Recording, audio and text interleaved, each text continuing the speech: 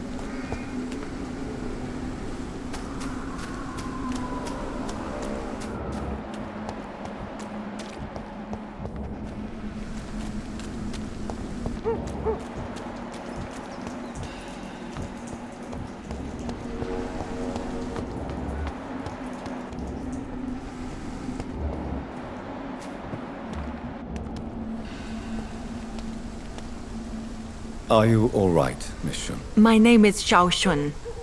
This is the proper way to address someone in my country. I do apologize, Xiao Shun. Are you all right? Yes, I am. This is the only place where I can find some kind of serenity. Some way to remember my dear Matthew.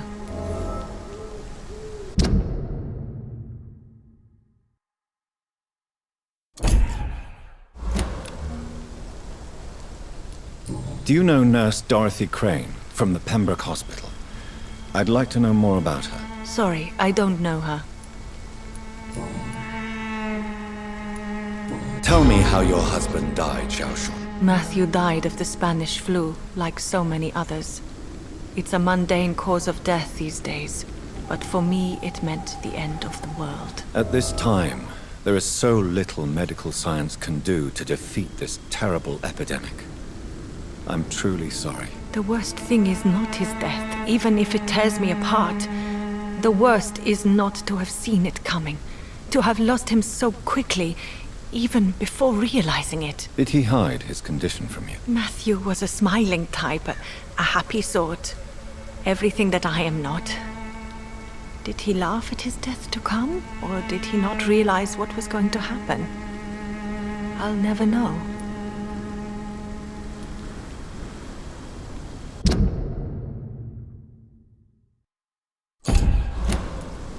The Spanish flu may be the worst disease mankind has ever faced. Why are you blaming yourself? You don't understand. I didn't know he was so sick. I didn't realize the gravity of his situation until it was too late. As harsh as this sounds, we are all equally vulnerable to this awful disease. It can take the strongest man in just a couple of days. I never said goodbye to Matthew. We never realized how bad it was. We laughed about it even. He always made me laugh. Now I don't have enough tears to shed.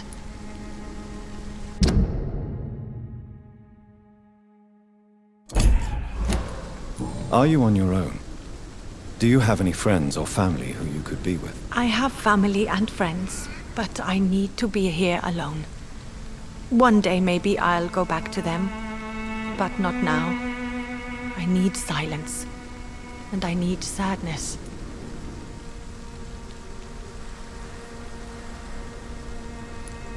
I've seen many deaths in my life, and we all grieve in our own way. Some stay silent, or need to shout. Others need company, and some just can't stand it. Thank you for your sincere words, Dr. Reed. I sense you trying to help me, even if I don't quite understand why.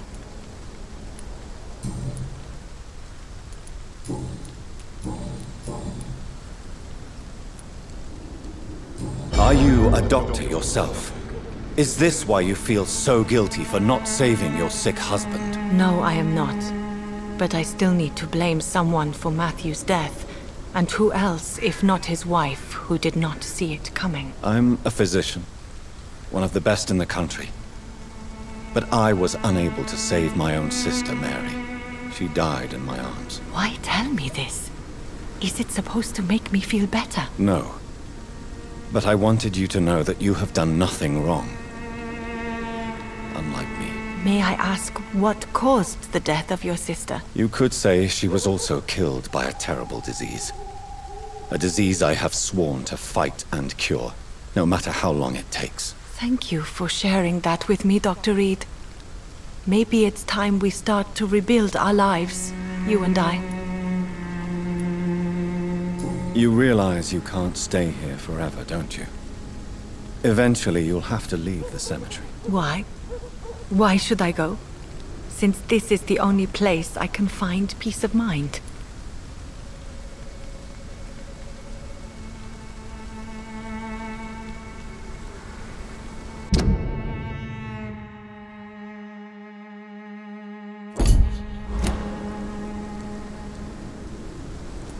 You're right. I believe silence has a curative effect for the pain we feel.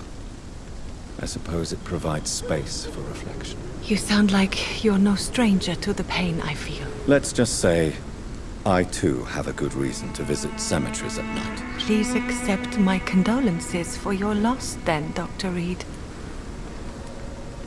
You should go home now. I think you're right. Cemeteries are for the dead, for they need silence too. Thank you for your honesty and your wisdom, Dr. Reed. Thank you for your company, Xiaoshun. Take care on the way home. Maybe I'll see you again in Whitechapel. Goodbye for now.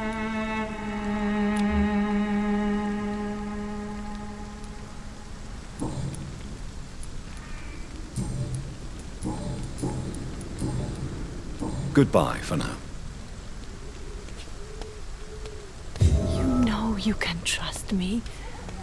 Why have you not spoken to me?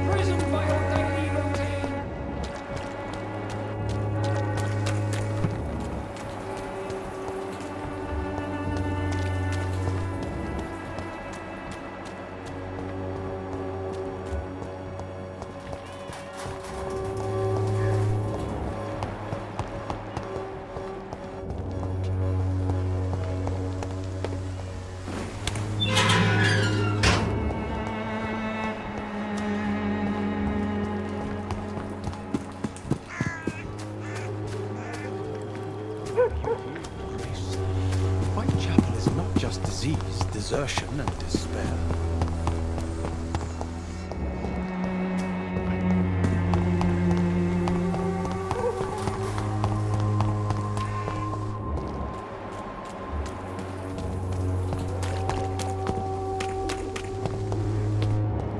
The walls of your home will not protect you, for there is no protection.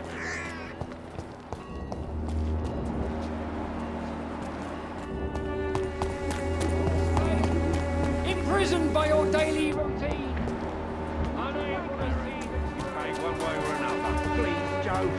How long have we known each other? We even used to be neighbours.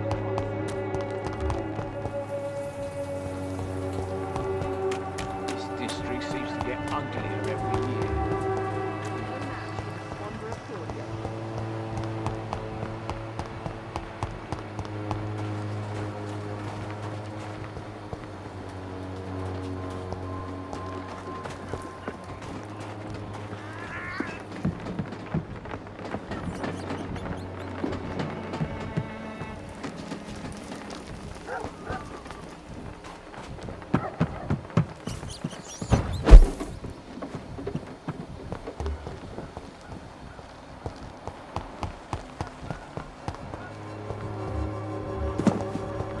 Used to seeing death.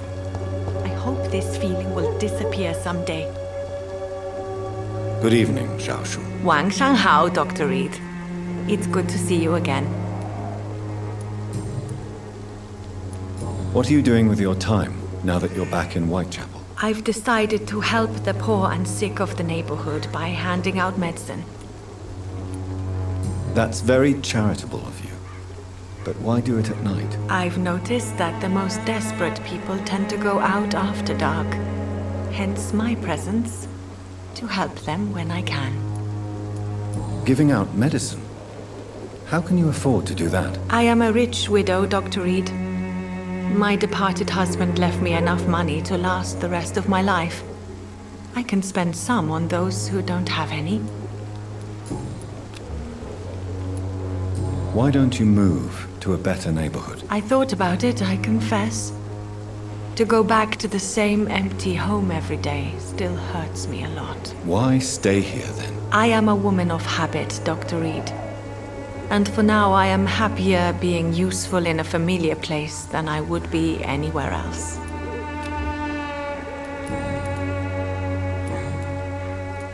How do you feel now that you're back in Whitechapel? I've decided to follow your advice, sir. I won't forget the dead, but my efforts will be for the living. I've no doubt. That is a wise and useful attitude in this part of town. To be completely honest with you, I'm also doing this for myself. If I'm destined to survive this epidemic, I need my life to have some purpose.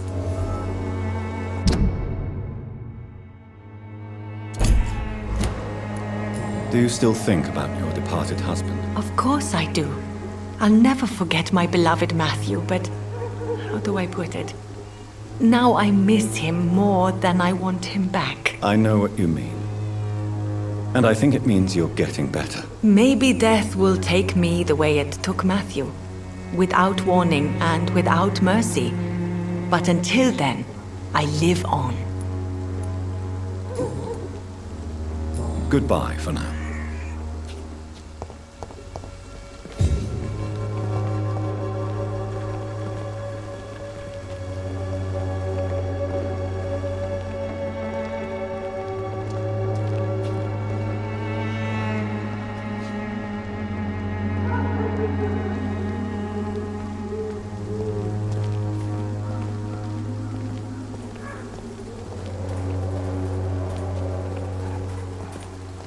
Effectiveness has been proven by many.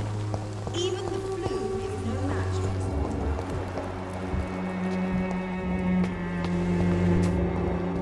When science fails you, this Good evening. Goodbye, Miss Swanborough.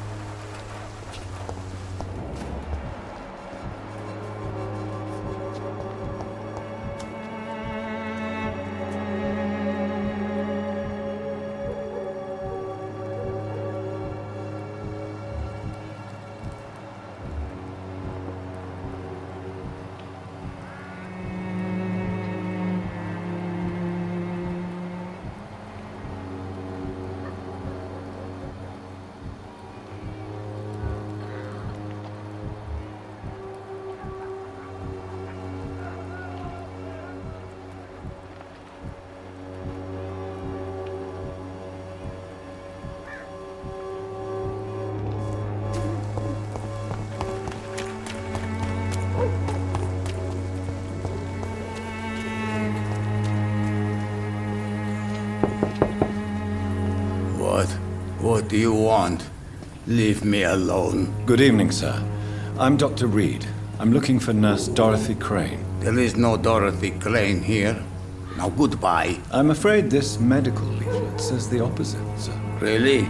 Well, I'm afraid I'm going to close this door right now. Go bother someone else, Mr. Doctor. To enter that house, I must discover who this man really is. Maybe I could start by observing what he's up to. This district seems to get uglier every year.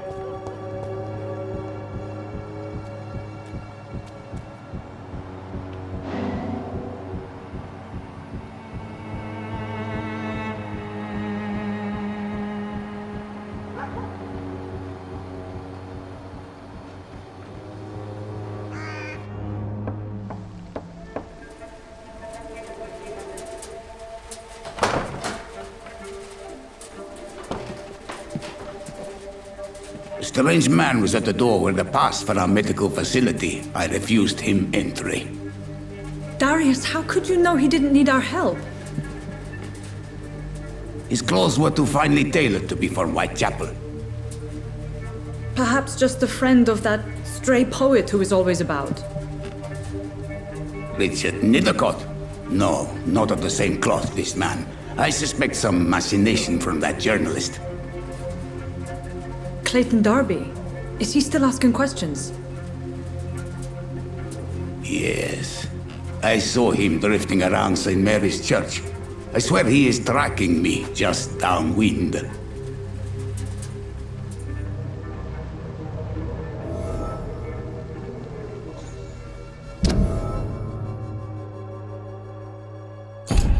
I must talk to that journalist or the poet. They must know about Darius. Nearby the church they just mentioned.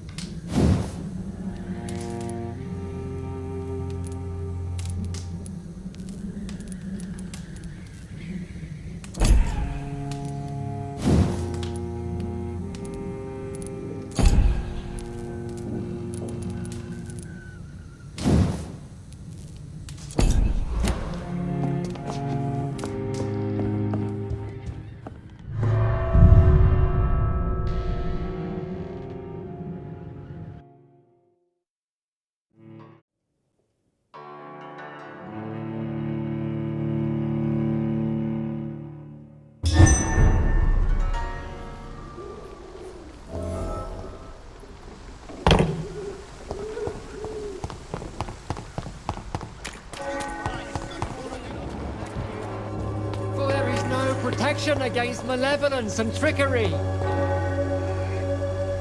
Good evening, Doctor. Can I help you? I heard you're investigating an underground medical dispensary in Whitechapel.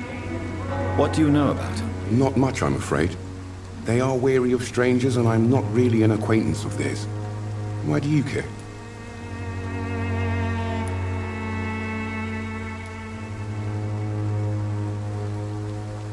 It's confidential. Speaking as a doctor, I'm sure you understand. Are you sure you're not just concerned about the repercussions that a scandal involving a certain Nurse Crane from the Pembroke Hospital would bring? Without a doubt, you are a damn fine journalist, Mr. Darby. What do you know of her accomplice, a man named Darius? I don't know much about the man. He's very cautious. Never goes out. Doesn't seem to have any friends or family. He has no relatives at all? No. Except for that strange man, a poet named Richard Nithercott, who sometimes comes by. Darius would never let him in. Where can I find this Mr. Nithercott? He spends most of his time lurking around Whitechapel, talking to himself or declaring verses. These days, you can usually find him behind the church. He never goes out? No. A few days ago, he unexpectedly did. I followed him, but it was just a ruse to keep me away from his house. Really? How do you know? He went to the nearest mailbox, but just before posting his letter, he ripped it up and threw it away.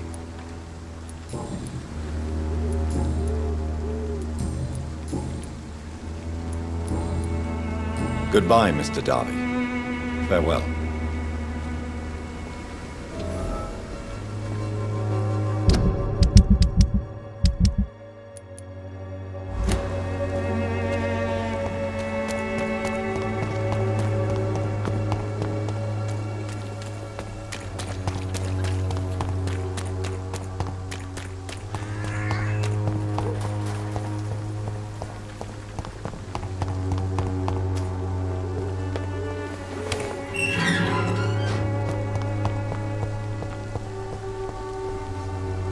Good evening, Mr. Nithercott. And good evening to you too, my good sir. Can I be of any help?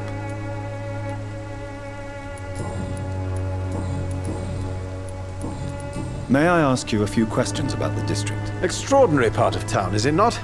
I'll be glad to help you, if I can. I'm looking for Dorothy Crane, a nurse who lives in this vicinity. Dorothy Crane. Oh, I love the name. The Crane of Whitechapel. Sounds very mysterious. But, sorry, no, never heard of her. What can you tell me about an old man called Darius? Darius Petrescu? Yes, I know him. At first, I thought he was only a small publisher. I invited him to publish my work, but his reaction was pretty clear. Not interested in your talent? Darius is an old political activist who takes delight in printing tracts and lampoons. Those communist activities only require mediocre writing skills.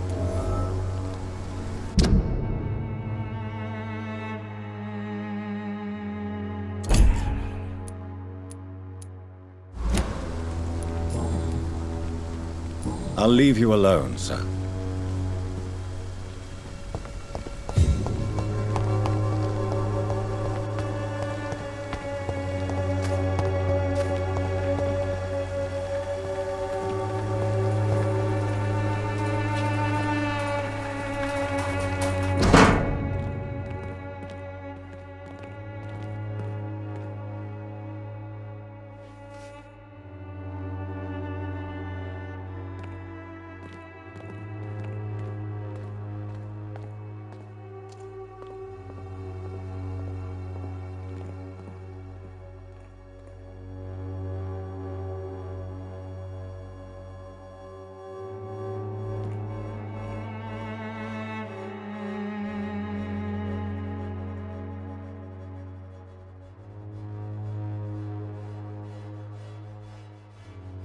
The content of Darius' letter to his children could give me more leverage to enter. Darius is a bit less of a mystery now. It should not be that difficult to incite him to let me in.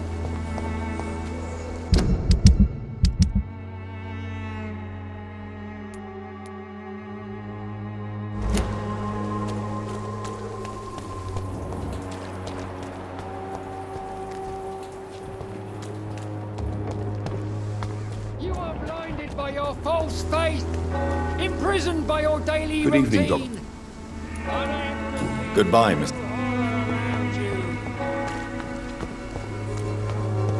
We can sort it out, right? It's not my call, Barrett. You pay one way or another. Please, Joe.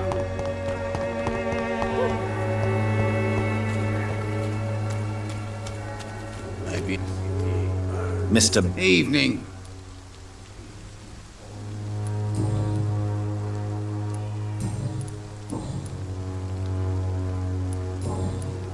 I'm looking for Dorothy? Tell me truthfully, why are you so thankful? By keeping my tenants alive, she's making me a rich man. Every month they live, it's more coin in my pocket.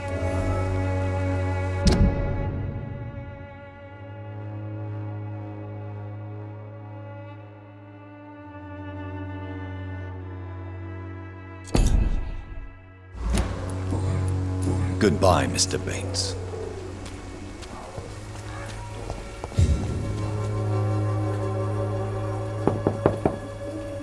Mr. Petrescu, just 1 minute, please. You again.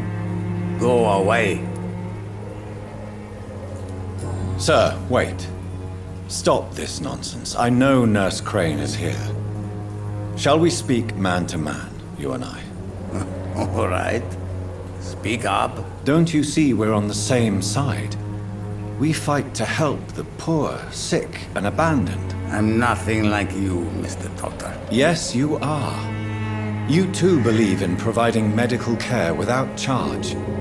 You know what we have to sacrifice to make the world a better place. I have to admit your words have conviction. All right, I'll let you see Dorothea. Don't make me regret this, though.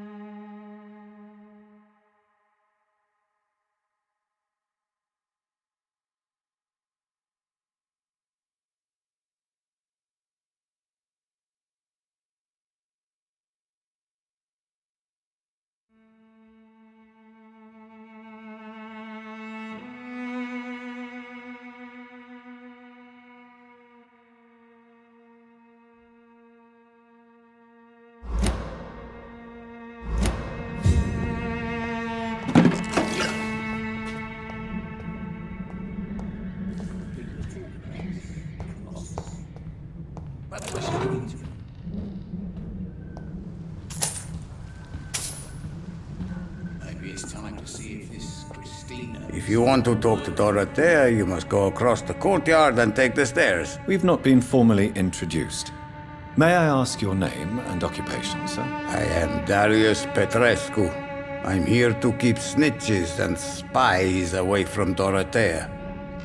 And I also run this little print shop. Do you need some help, Mr. Petrescu? I am very tired, but that is all. I don't need you, Doctor. Well, I think you do. Take this, and you'll feel better. Free drugs from an English doctor. It must be my lucky day. So Dorothy's real name is not Crane. Like myself and many people in this area, Dorothea is from occupied Romania. That's all you need to know. She seems important to the community. More than you can imagine.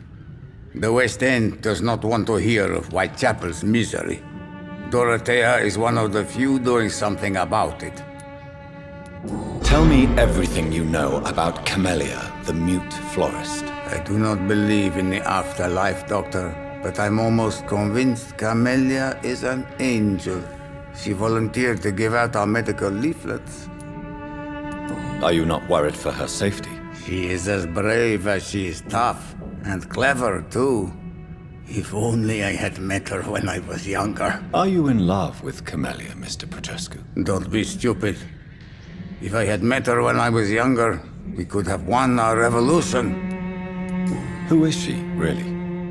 Do you know where she's from? She's not from around here, that's all we know. Camellia is not even her name. It's her favorite flower. You say she has no close family? Well, there's that awful poet who constantly follows her around like a lost puppy. A good man for sure, but a very poor writer. Did you refuse to publish Richard Nethercott's previous works, Darius? Yes, his manuscript is as pompous as he is starched. Now there's a man who loves the sound of his own voice. You could have told him so. As a great writer recently said, politeness is the most acceptable hypocrisy. Do you have any family left, Mr. Petrescu? Children or grandchildren? Who knows? I have abandoned my people for so long, they might as well be dead. As dead as I am for them, I suppose. Don't be embarrassed, sir. If you must know, my own father disappeared many years ago, and I forgave him. It's quite awkward to talk about our families like this, but thank you, Dr. Reed. I appreciate your trust. This war won't last forever. Did you ever think of returning to your country now it's free? No. I have taught strength and determination to my sons and daughters. I'm an old, dying man who only has memories of better times to cherish. How did you meet Nurse Crane, Darius? Why does she trust you? I'm her oldest friend in England. Dorothea and I share many ideas about this country and about the country we left. You mean occupied Romania, don't you? Even if not directly, I fought against your enemies. Really? Then perhaps you have more in common with Dorothea than meets the eye, Dr. Reed. I know you fought for your country when it was occupied, Darius. Tell me more about it. I know my days are numbered, and I know I won't see my homeland again. But I fought for Romania all my life, and I will until my last breath. But Romania escaped the grasp of the Austro-Hungarian Empire. It's a free country again. But it's not the country I fought for. My homeland is not appeased, Doctor. And I still see a dark future ahead for my people.